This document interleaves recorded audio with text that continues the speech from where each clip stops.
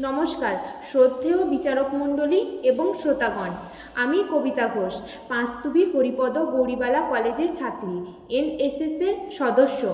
এক দেশ এক নির্বাচনের পক্ষে আমার যুক্তি রাখছি। বর্তমানে ভারতবর্ষে বহুল আলোচিত বিষয় হলো এক দেশ এক নির্বাচন।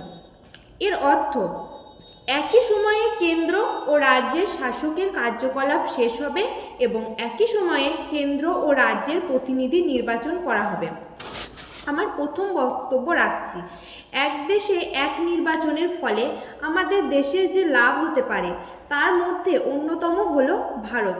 যেহেতু অর্থনৈতিক দিক থেকে উন্নয়নশীল রাষ্ট্র, সেহেতু একই সঙ্গে নির্বাচনের ফলে অনেক নির্বাচনী খরচ কম হবে।